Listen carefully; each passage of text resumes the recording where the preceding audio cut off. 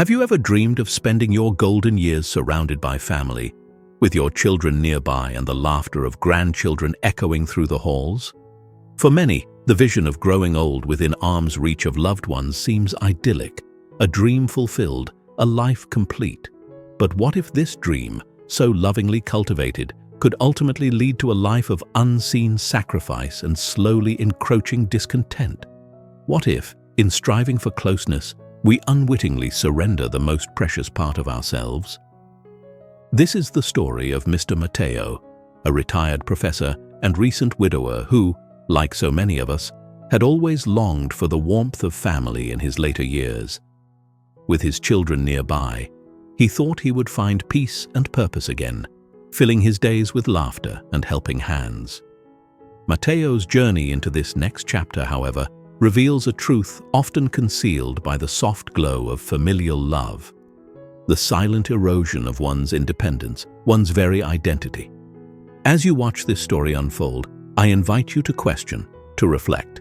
Do you feel at home in your own life, or are there unseen forces quietly shaping your days? Have you, in the name of love, perhaps given up more than you imagined? Mr. Matteo's experience might just change the way you view family, freedom, and the choices we make in the name of togetherness. As we delve deeper, consider this: is closeness worth the cost? Or is there a way to find balance without surrendering oneself? Mr. Matteo had spent most of his life in a modest, sunlit home by the coast. The years he shared with his wife were filled with the everyday joys of cooking together, long walks by the water, and endless conversations over cups of tea. But when his wife passed away, a profound silence settled into the corners of his life. The once welcoming home now felt hollow, its familiar walls holding only echoes of the past. Loneliness became a constant companion, and Matteo found himself considering the idea of moving closer to his daughter, Eleanor. The idea of being near his family was comforting, and Eleanor encouraged it wholeheartedly. "Come stay with us, Papa," she insisted over the phone. "We'd love to have you here. The kids would be thrilled, and you'd never be alone again." For Matteo, the vision was enchanting. Mornings filled with the laughter of his grandchildren, evenings spent sharing stories over dinner, and a newfound purpose in helping Elena around the house. Could there be a better way to spend his remaining years? He thought of the words of the Stoic philosopher Epictetus. "It is not events that disturb people, it is their judgments concerning them." Perhaps his grief was just his mind's way of clinging to the past. Wasn't it time to look forward, to embrace a new role in his family? With a mixture of excitement and trepidation, Matteo sold his home, packed his belongings, and moved into a small room in his daughter's house. As he settled into this new life, he reminded himself that he was lucky, fortunate to be surrounded by family. Yet an unspoken question lingered at the back of his mind: at what cost? In the beginning, everything seemed to fall into place perfectly. Matteo's heart swelled with pride each morning as he made breakfast for his grandchildren, watching their sleepy eyes light up at the smell of fresh bread and eggs. He felt needed, valuable, and alive in a way he hadn't felt since his wife's passing. The days passed quickly, with Matteo filling every moment by helping Elena with chores, playing games with the children, and preparing family dinners. But after a few weeks, a subtle shift began. Small requests from Elena. Could he watch the kids for an extra hour? Could he prepare dinner tonight? Could he pick up some groceries? Gradually became daily expectations. He found himself running errands and taking on more household duties. His once leisurely afternoons, where he would read by the window or take a stroll through the neighborhood, were replaced by a flurry of responsibilities.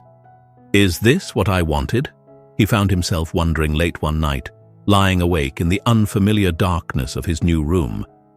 Had he come here to live out his days in service, or had he come for companionship and joy? Yet Matteo felt conflicted, even guilty. Stoicism teaches that we should accept our duties with dignity and grace, that we should not resist the roles life assigns us. But is there a point where duty becomes a burden, where self-sacrifice shades into self-abandonment?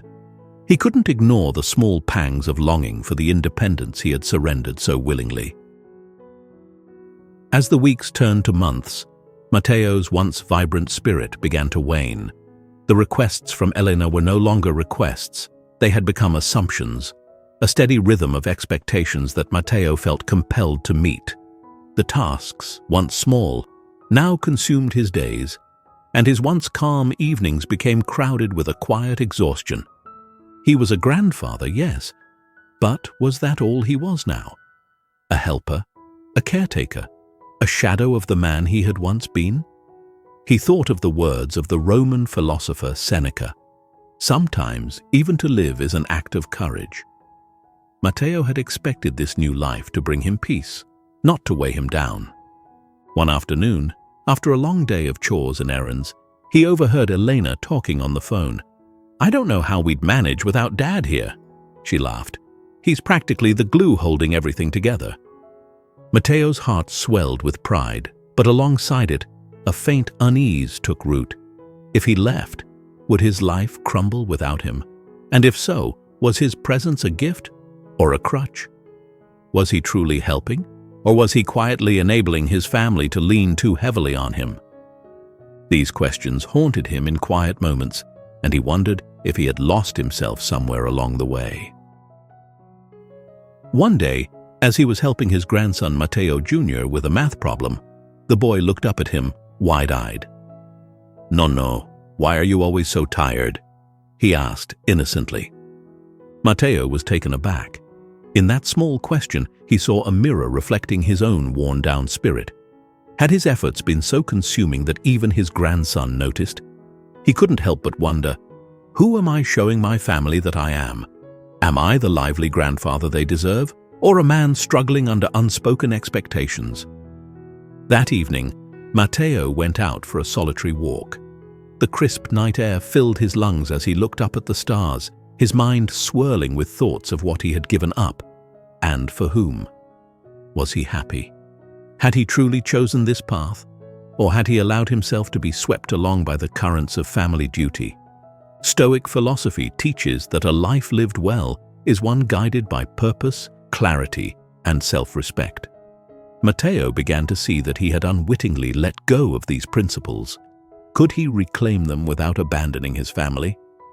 Was there a way to hold on to himself, even as he held others close? As he walked back to the house, he felt a small ember of resolve flicker to life. He knew he couldn't continue on this path. Something needed to change. But the question was, would he have the courage to act? The next morning, Matteo awoke with a sense of determination that had eluded him for months. He knew he couldn't resolve his inner conflict alone, so he decided to visit an old friend and fellow philosopher, Antonio, a retired physician known for his wise and measured counsel. Matteo and Antonio shared many conversations over the years, pondering the Stoic philosophies that had guided their lives. Antonio, though older and limited by age, was a man who held fiercely to his independence and often shared his thoughts on the importance of self-determination, even in old age. Over coffee in Antonio's small apartment, Matteo poured out his concerns, explaining the subtle yet constant demands, the loss of his own quiet moments, and his yearning for a life that felt authentically his. Antonio listened attentively, nodding with understanding as Matteo's story unfolded. "Matteo," Antonio said, "you know our lives are like those tiny boats we used to sail along the coast as children. We can let them drift wherever the tides take them, or we can take hold of the rudder, even when the waters are calm. Have you taken hold of your rudder?" Matteo thought about this. Had he made deliberate choices, or had he surrendered himself out of a sense of duty, merely drifting? He realized that somewhere along the way, he had indeed let go of his rudder. He had allowed his life to become a series of reactions rather than a series of decisions. "Do you know the story of the slave grandmother syndrome?" Antonio asked. Matteo shook his head. Antonio explained that it referred to the unseen emotional and physical burden that older family members often assume when they live near or with their children, gradually losing their own lives to the constant needs of the family around them. Over time, the family comes to expect this self-sacrifice until the elder has no time left for themselves. Does that sound familiar, my friend? Antonio asked, raising an eyebrow. Matteo nodded, a wave of understanding and empathy for himself washing over him. The expectations had indeed grown, and he had begun to feel like a caretaker more than a cherished family member. But he wondered if it was too late to shift course. Could he still find a way back to himself without disrupting the family he loved? Antonio encouraged Matteo to start reclaiming small parts of his day, advising him to create boundaries that would gently assert his autonomy. Begin with a few hours each week that are purely yours. Go somewhere you enjoy.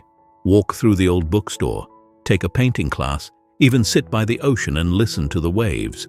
Remind yourself of who Matteo is, outside of the family roles. Inspired, Matteo began to carve out small moments of freedom in his week. On Thursdays, he took long walks along the shore, savoring the quiet solitude. On Sundays, he reserved his mornings for reading, finding comfort in the words of philosophers he admired. For the first time in months, he felt a sense of ease, a grounding in his own spirit that he hadn't felt since moving into his daughter's home. Slowly, Matteo's newfound autonomy began to stir feelings of vitality within him. He reconnected with a few old friends, joining them for coffee and conversation. These small acts of independence became like lifelines, subtle yet profound. He felt a sense of purpose beyond the expectations of his family. But with each step he took toward reclaiming his independence, a quiet guilt surfaced. Was he being selfish? Was he abandoning his family's needs for his own? He remembered Antonio's words. "You cannot pour from an empty cup, Matteo. Giving to others is meaningful, but not if it drains the life from you. Do you want to give them a hollowed-out shell or a vibrant soul?" This question haunted Matteo. He knew he couldn't go back to being the constant caretaker, yet he was still uncertain about the next steps.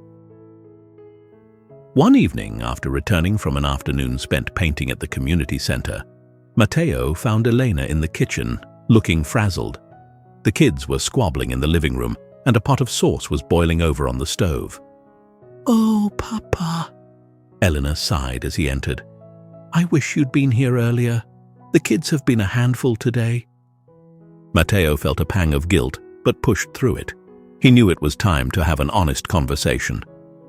"Elena," he began gently, "I need to speak with you about something important." They sat down at the kitchen table, and Matteo carefully explained his feelings. He told her how much he loved being part of the family, how he cherished the time with his grandchildren, but also how he missed parts of his own life, the freedom to follow his own rhythm, to explore his own interests. He spoke of the need for balance, not only for his well-being, but for the quality of the time they shared as a family. Elena listened in silence, her expression shifting from surprise to contemplation. "I had no idea, Papa," she finally said, a note of remorse in her voice. "I thought having you here meant you were happy, that you wanted to be needed." "I do want to be needed," Matteo replied, "but not at the expense of losing myself." Elena nodded slowly, her face softened by understanding. "I can see that, Papa. I'm so sorry. I never meant for you to feel this way. We've been relying on you so much, maybe a little too much." As they spoke, Matteo felt a weight lift from his shoulders.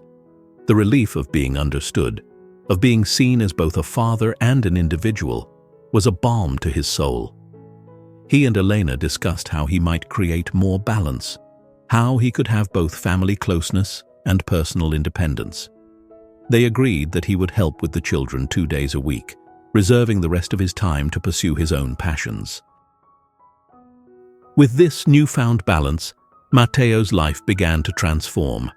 He devoted himself to painting, discovering an artistic voice he had never known. He signed up for a writing class, spending hours crafting short stories that reignited his love for storytelling. And each time he returned to Elena's home, he came not as a weary caretaker, but as a rejuvenated father and grandfather, with new stories and experiences to share. His family noticed the change immediately. Matteo was more lively, more present, and the time they spent together was richer, filled with laughter and warmth. Rather than an expected fixture in their lives, he became a welcome guest, someone they looked forward to seeing and spending time with. Elena told him one evening, "Papa, I'm so grateful for the example you've set. You've shown me that it's possible to live a full life without losing yourself to the needs of others." Matteo's heart swelled with gratitude. In reclaiming his independence, he had not only enriched his own life, but had also gifted his family with a new perspective, an understanding of the importance of balance, self-respect, and the courage to pursue one's true path. Matteo's journey began to inspire others in his community. Neighbors and old friends approached him, curious about how he had found the courage to redefine his life. He became something of a guide, sharing his story at local events, encouraging other elders to reflect on their own needs and desires, to strike a balance between family duty and personal freedom. As he reflected on his journey, Matteo recalled the words of Marcus Aurelius, "The happiness of your life depends upon the quality of your thoughts." He had once felt confined by the loving yet heavy weight of family obligation, but now he saw that his thoughts had the power to shape his reality. By choosing to value his own well-being, Matteo had forged a path to a fulfilling, authentic life. Conclusion: a new kind of togetherness. In the end, Matteo discovered that closeness didn't require living in the same house, nor did love demand constant sacrifice. Through a little distance and a lot of understanding, Matteo and his family had found a new way to connect, one rooted in respect, independence, and genuine joy. He had set his boundaries not as barriers, but as spaces that allowed his love to grow freely, bringing him closer to his family than he had ever been. Matteo's story is a reminder to us all. True love does not require losing oneself. It flourishes when we have the courage to maintain our identity, even as we cherish those around us. So, as you watch his story unfold, ask yourself, are you living for others, or are you living your truth? Perhaps it's time to pick up your own rudder and set your course.